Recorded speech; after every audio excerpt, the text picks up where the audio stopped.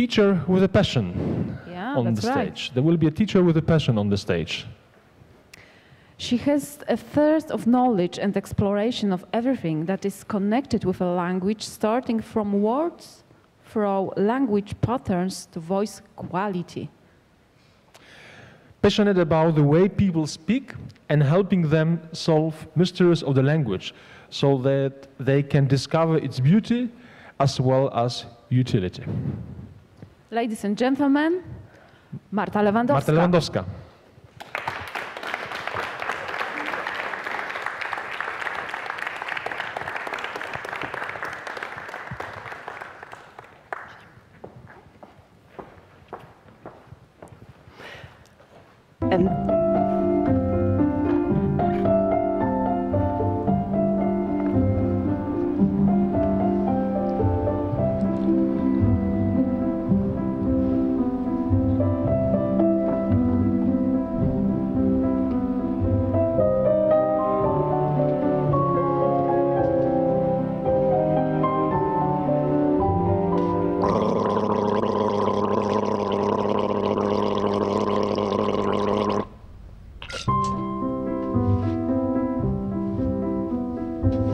You're live in 2 minutes, Your Royal Highness. Sir?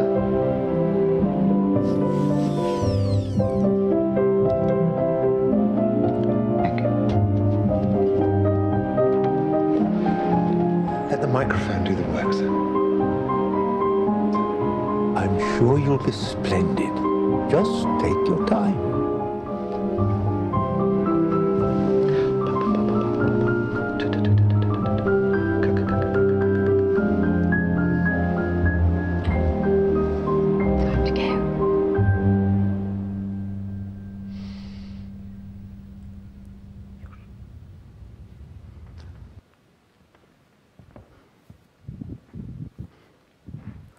Voice. It is a really powerful tool. This is a tool that can probably wage a war. This is the tool that can express love. This is also the tool that we very often take for granted, and we don't appreciate it until we lose it. And this happened to me twice. When it happened the first time, I thought, I just got a cold. I'll get over it. So I did nothing, and I really got over it. But when it happened for the second time, I got a little bit scared because I couldn't say a word. I went to the doctor, I looked at him, and he said, "Are you a teacher?" I just nodded my head. "Do you speak a lot?" "You have to work with your voice because you're going to lose it forever." I got panicked. I left with the prescription. I went to the pharmacy. There was a line of people. I handed my prescription to the pharmacist, and she asked me, "Do you want a bigger box or the smaller one?" And I said, She looked at me. I could feel comments of people from the back. She must have been drinking all night. She's got a hangover. She's a football fan. I took the smaller box, went home, and my friend called me. And I picked up the phone, and I said, and there she goes, "You know what? I've always wanted to have a conversation with somebody who doesn't speak." And she hung up on me. Hey. I took my meds. I got over it. But I started thinking about my voice. And I started searching, and I decided to get myself a vocal coach. The first thing he asked me was, what is voice? And I was well prepared. Hey, I read a book. The voice. This is a sound produced by your lungs with an airflow going through your vocal folds. And when the air is pressured, they vibrate. And I thought, yes, this is anatomy. But what is the voice for me? For me, the voice, it is part of my personality. It is as unique as your fingerprint. It is your and only your. The good information is it can be exercised. If you want to be fit, and if you want to have a nice body, you get yourself a personal trainer, you go to the gym, you exercise, you're fit, you're slim, and you're beautiful. If you want to have nice, round, relaxed voice, it can be exercised as well. For those of you who are here, you were given 2 pieces of paper, a cork, and a balloon. And we are going to need it. By the way, just answering some questions that I've heard before, I did not drink all of that yesterday.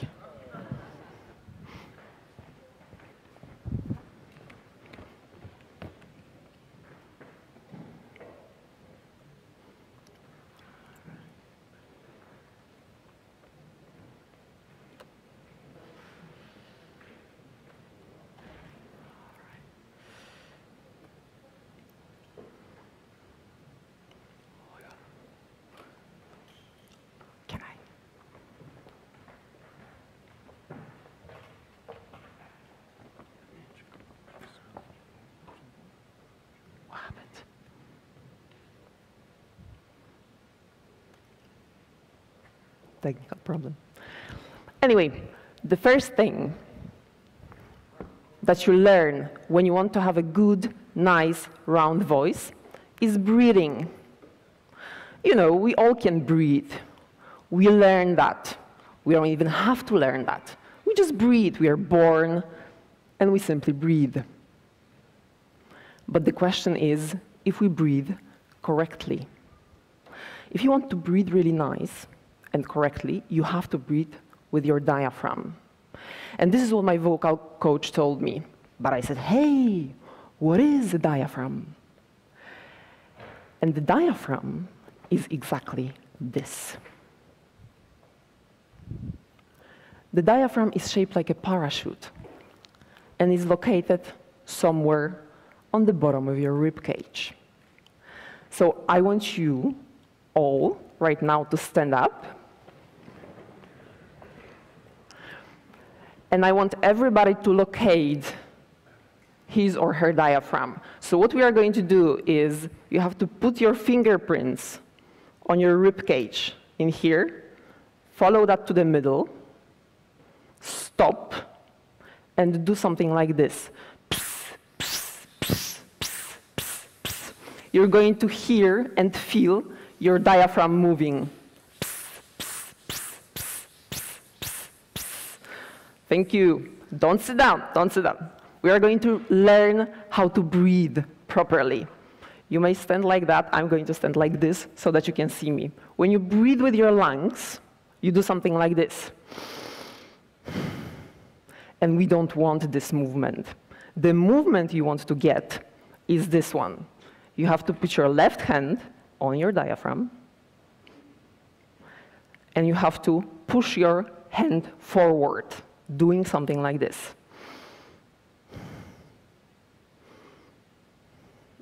You got it? You can put the hand on your neighbor's belly so that you can feel it better. All right. The next simple technique is when you fold your palms, you do something like this. You put your palms on the flesh below your rib cage, and you have to inhale your diaphragm out.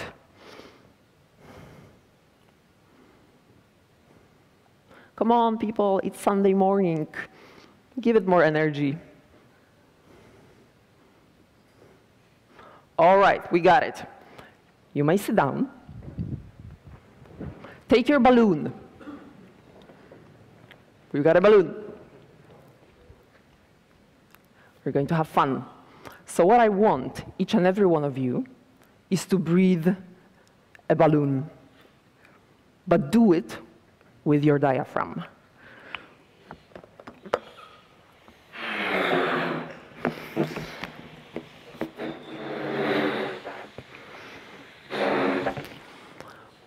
Yes.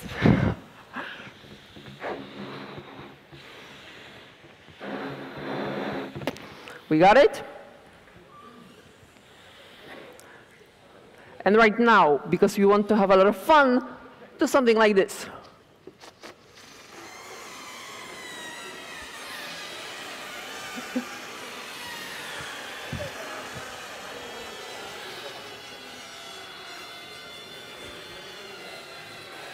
Oh yeah, it's flying. Brilliant. All right, give yourselves a round of applause. Brilliant. Why is it important to breathe with the diaphragm? Because it relaxes your upper vocal apparatus. Your vocal folds don't get tired as much. We know how to breathe. The question is if we know how to warm up our voices. Our voices are like engines. If you want an engine to work, you have to make it warmer. If you want your vocal folds to work well, you have to warm them up. When you are an actor, professional singer, a speaker, when you work basically anywhere in the world, you use your voice every day. It is a good and powerful tool.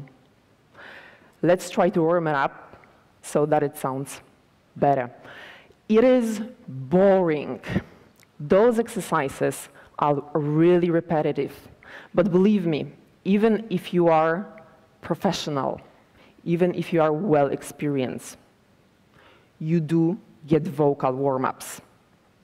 I want you to take a look at the film of a star who does her vocal warm-ups.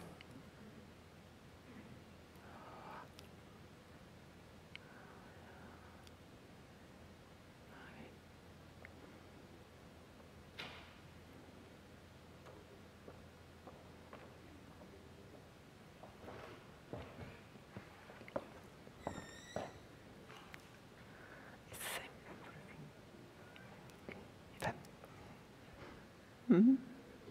Mm-hmm.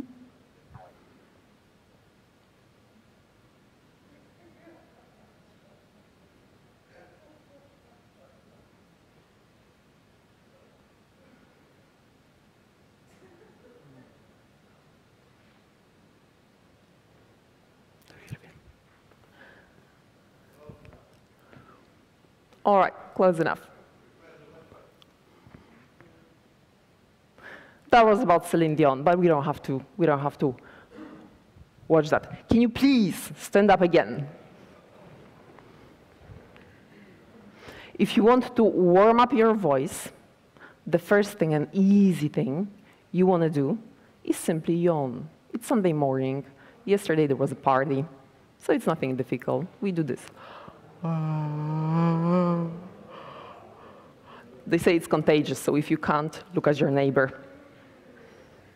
You can do also something like this. Yes, something like that.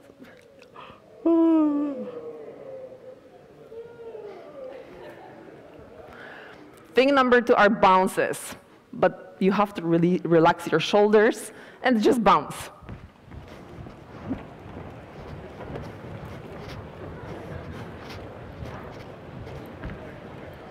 All right. One more thing that you can do is to stand like this, fold your arms in front of your chest, shake them, and do something like this.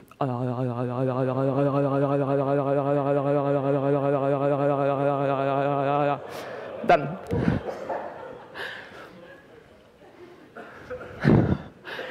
if you want to warm up your voice, there's something that is called lip roll.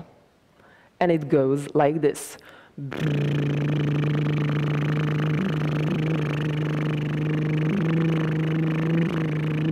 Remember to breathe with your diaphragm. Don't do anything more. Like right now, let's do it with notes.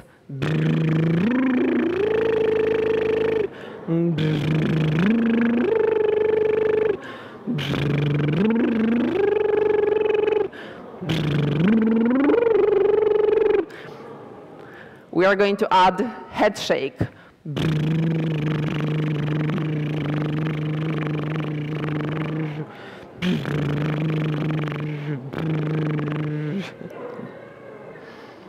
Good.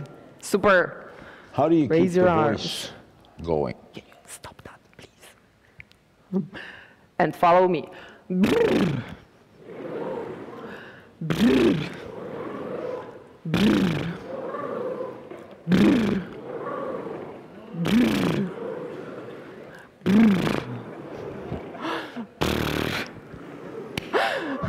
Thank you very much. Very good.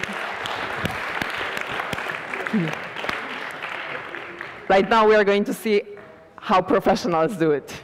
I hope so. We hope so.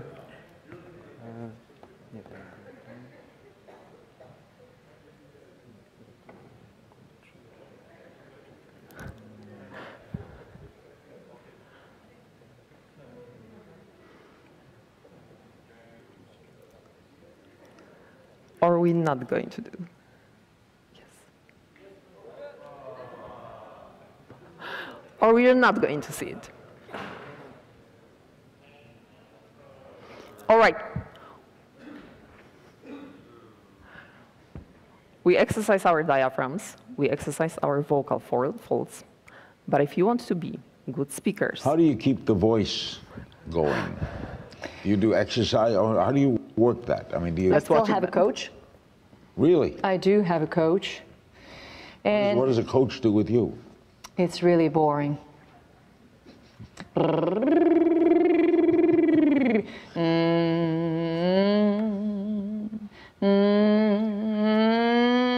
Why do you need that?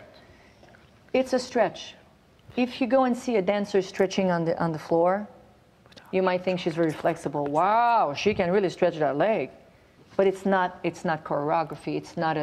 It's not artistically beautiful.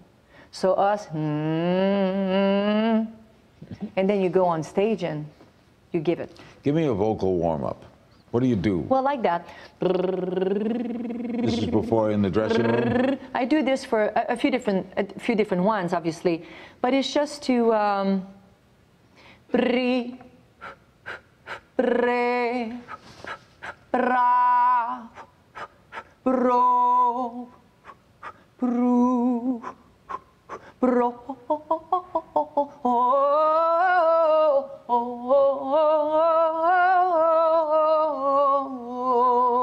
It's very boring, but it's just like warming up.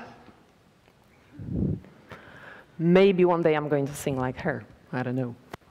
Hope we are all going to sing like that. So we've warmed up our diaphragms. We've warmed up our vocal folds.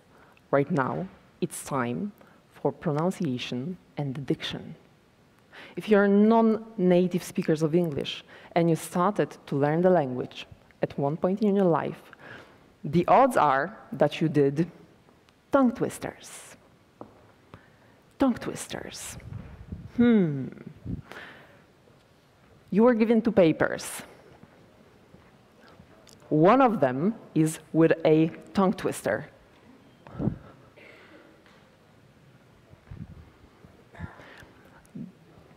Do I have any volunteer? Yes. Can we give the gentleman the microphone?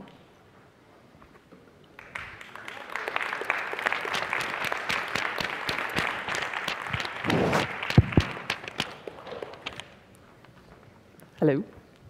Hello. Can you read it to us?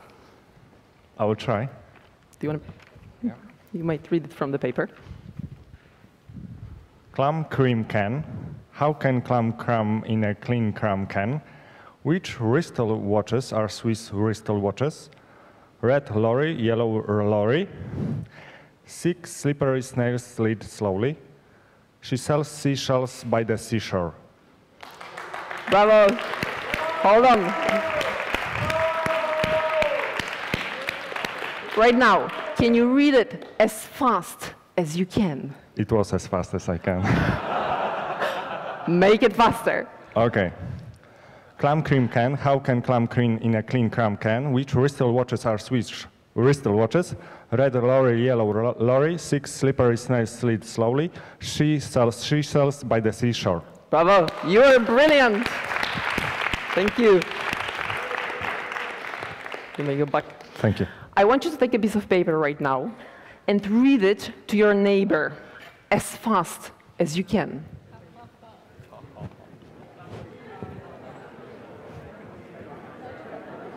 If you don't have a neighbor, find a neighbor.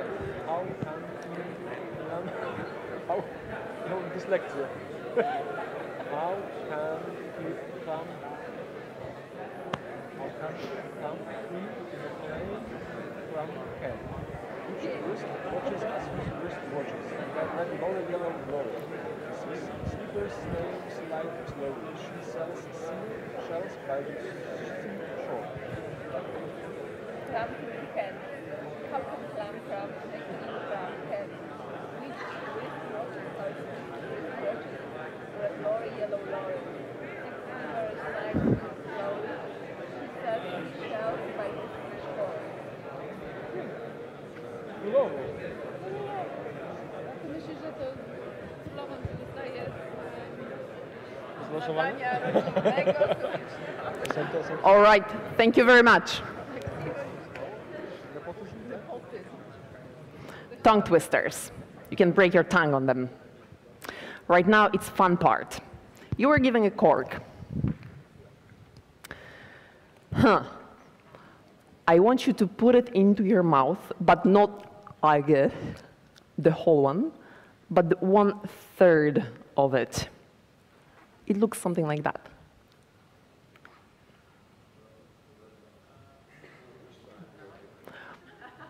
Whichever side.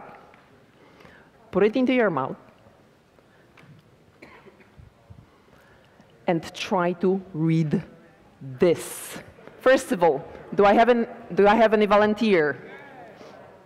Come on in.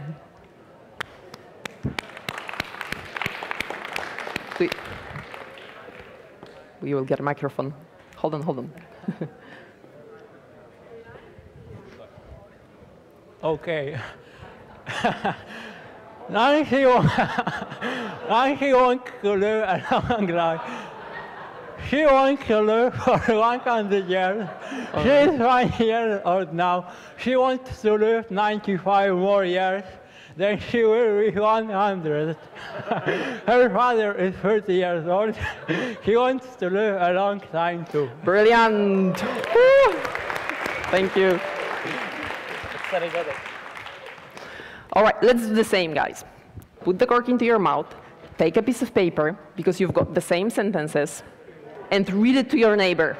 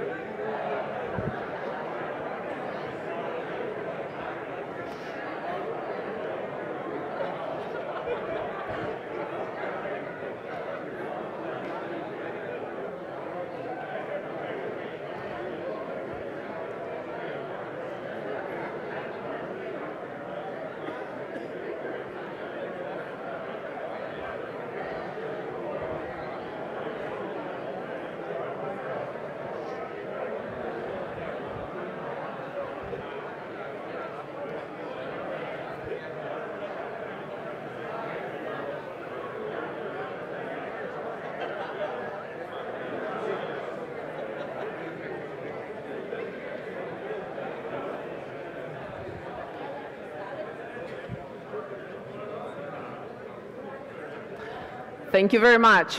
You can give yourself a round of applause for those exercises.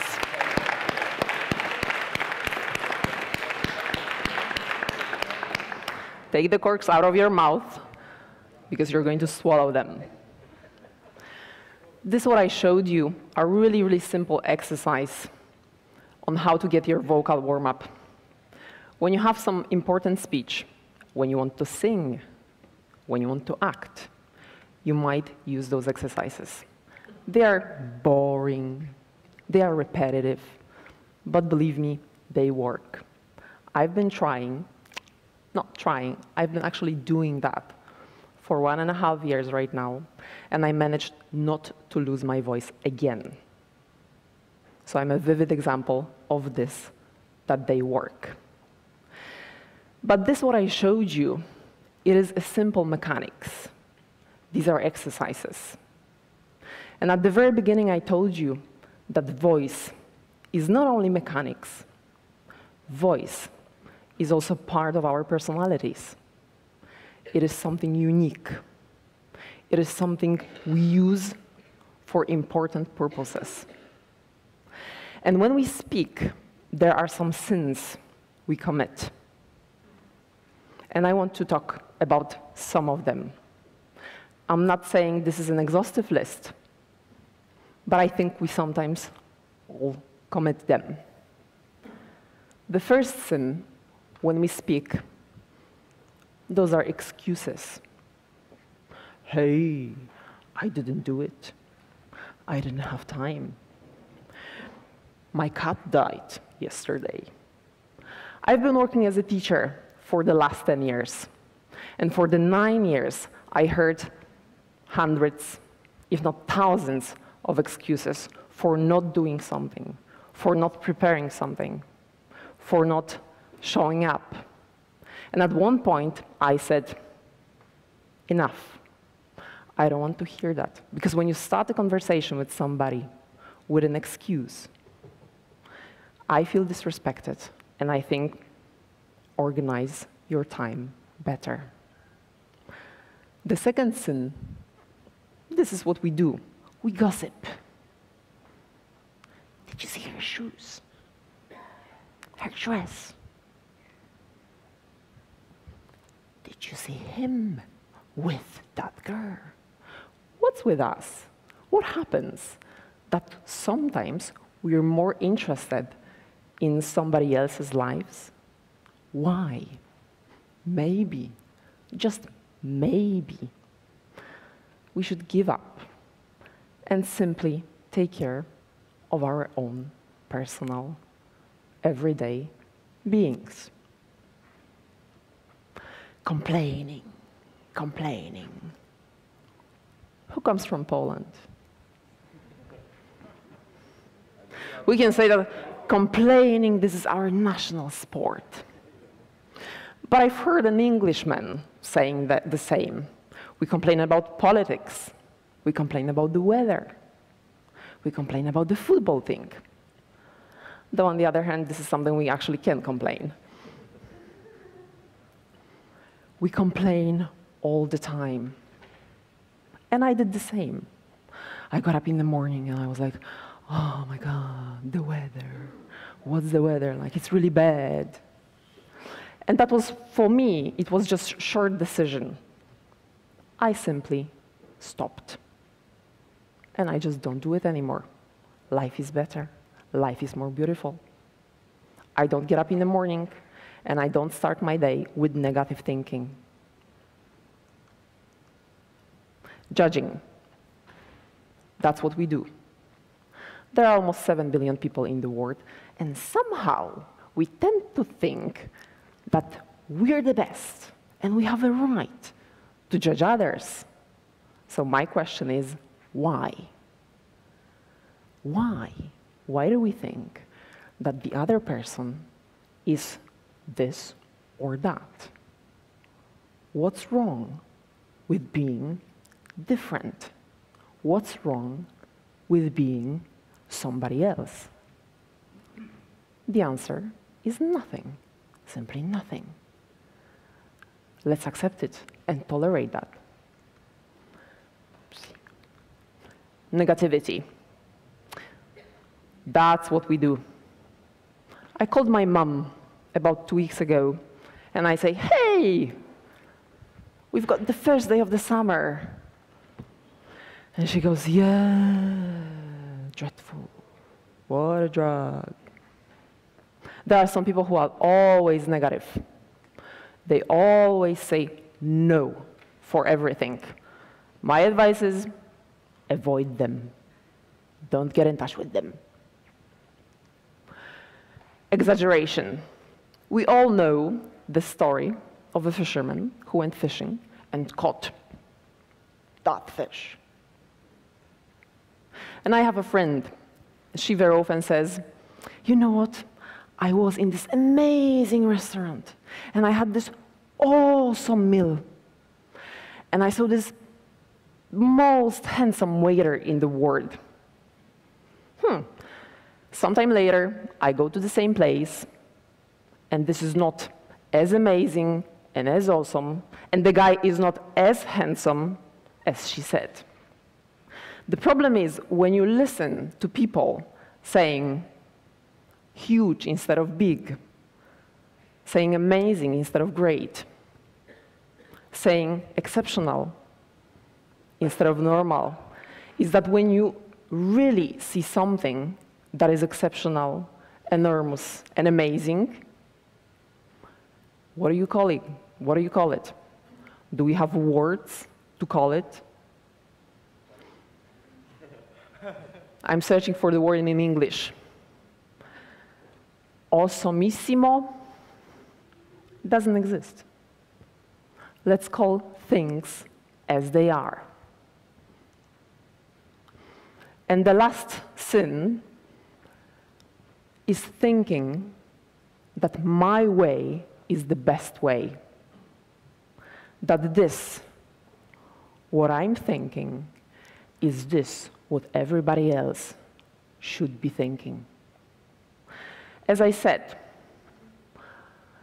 I'm not saying this is an exhaustive list, but these are the sins we very often commit: excuses, gossip, complaining, judging, negativity, exaggeration, and dogmatism. Is there a remedy? Of course there is. There is a remedy for everything. The remedy is this. Who knows what's that? It's not a cold shower. Rain. Not much. Hail. Somebody said hail. Brilliant. Well, I'm not saying that if you want to avoid committing 7 sins of speaking, you should go out in the winter time and stand in hail and they are all going to disappear. No, no, no. Hail, this is something that you saw in the picture, but this is also to greet or acclaim something enthusiastically. And this is actually the word we're searching for. When you look at the letters of the word hail, they mean, and they might mean, something different. H can stand for honesty. When you say something, be clear and be simple and be straight. Probably we've all participated in meetings that people were talking and talking and talking and beating about the bush, and the result was none. We prefer to participate in meetings when people are straight, clear, and up to the point. A stands for authenticity. Simply be yourself. I mentioned that I've been working as a teacher, and quite often I have students who try to speak like actors, like singers. Hey, I'm like John Wayne. It's not really honest. I prefer when people are themselves. I, it's integrity. Simply be your word. Do what you are. Be what you do. And the last one is love. And I'm not thinking and I'm not saying about romantic love. I'm talking about wishing people well, jealousy, That's something we very often feel. But we should not. When you look at people, when you work with people and wish them well, it's going to resonate with them. So remember, your voice is your power. Use it well and use it wise.